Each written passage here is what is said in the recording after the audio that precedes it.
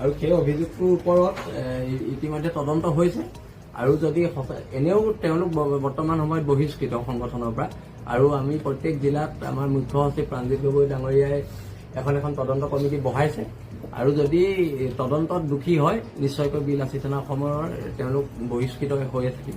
এতিয়া আপোনালোকে চান্দা বন্ধ কৰা বুলি কৈছে, কিন্তু আপুনিয়ে কৈছে যিহেতু টেক্স বুলি। এতিয়া যদি অসমৰ জনগণে এই ক্ষেত্ৰত কিবা আমাক বেয়া পাইছে আমি এইটো বন্ধ কৰাটো কৈছো আৰু আমি আগতেও চান্দা সংস্কৃতিটো আমাৰ নাছিলে, এইটো মই এটা ইণ্টাৰভিউত কোৱা কথা।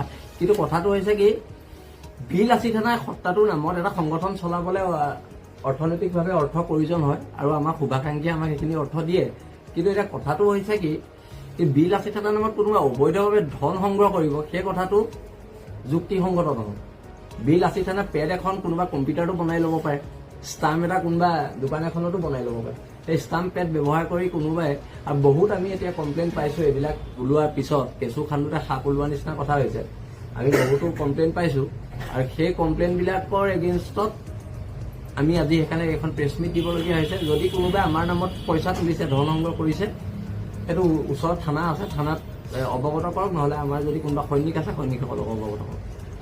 কথা নাই আমাৰ নামত কিছুমান দুষ্কৃতিকাৰীয়ে পইচা তোলাটো হয়, কিছুমান দুষ্কৃতিকাৰীয়ে পইচা তুলিছে, এই খবৰবিলাক আমি দেৰিকৈ পাইছোঁ আৰু সেইবোৰৰ ওপৰত তদন্ত হ'ব আৰু সেনেকুৱা মানুহক এৰেষ্ট কৰক। আমি আগতেও কৈছোঁ বিকাশ অসমৰ বিৰুদ্ধে পূৰ্বেও বহু অভিযোগ আছে। তেওঁ বিলাসী জীৱন কটাই বা তেওঁ সুনীন্দ্ৰৰ নিচিনা বিলাসী হোটেলত তেওঁ ইন'ভা গাড়ী কিনাৰ কথাও আহিছে। এই কথাসমূহ আপোনালোক আগতে গম পোৱা নাছিল নেকি? নহয় চাওক, এতিয়া বিকাশ অসম এতিয়া আইনী আওতাৰ মেৰপেচত আছে, গতিকে আইনৰ দিশটো চাব আৰু তেখেতৰ ওপৰত চাব জুডিচ বিষয় এটাৰ ওপৰত আমি আজি মন্তব্য নাৰাখোঁ। তেখেতে যদি ভুল কৰিছে আইনে তেখেতক শাস্তি দিয়ক, আমাৰ তাত ক'বলগীয়া নাই। বিলাসী থানাই জাতীয় জীৱনৰ হকে আমাৰ খিলঞ্জীয়া ৰাইজৰ হকে থলগিৰি ৰাইজৰ হকে নিৰবিচ্ছিন্নভাৱে এই সংগ্ৰামখন চলাই নিব। আজিৰ তাৰিখত আমি আপোনালোকক এইটো কথাই কৈছোঁ যে বিলাসী থানাৰ যথেষ্ট সংশোধন আহিব আৰু এইটো মাহৰ শেষৰ ফালে যিখন চিন্তন বৈঠক হ'ব তাতে আৰু অধিক শক্তিশালীভাৱে আৰু অধিক গুৰুত্বপূৰ্ণ সিদ্ধান্ত আমি গ্ৰহণ কৰিম।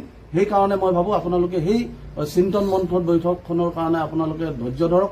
আমাৰো বহু প্ৰতিবেদন আহিবলগীয়া আছে, কেন্দ্ৰীয় সমিতিয়ে জিলাই জিলাই প্ৰতিবেদন আমি পঠাবৰ কাৰণে আহ্বান জনাইছোঁ। কেন্দ্ৰীয় সমিতিৰ প্ৰতিনিধি গৈছে আৰু প্ৰতিবেদন যেতিয়া আহিব প্ৰতিবেদনসমূহ সম্পূৰ্ণ সাঙুৰি আমি এটা সিদ্ধান্তত উপনীত হ'ম আৰু অসমীয়া ৰাইজে খিলঞ্জীয়া ৰাইজে বিচৰা ধৰণে খিলঞ্জীয়া ৰাইজৰ স্বাৰ্থ সুৰক্ষা সুনিশ্চিত কৰিবৰ কাৰণে এই সংগ্ৰামখন আমি আগুৱাই লৈ যাম। অলৰেডি বহিষ্কাৰ কৰা হৈছে, তেওঁক আজি 2 মাহ আগতে বহিষ্কাৰ কৰা হৈছে। 2 মাহতকৈ বেছি হৈছে ন? 2 মাহতকৈ বেছি হৈছে তেখেতে এবাৰ উপিত সংগঠন এটালৈ যাম বুলি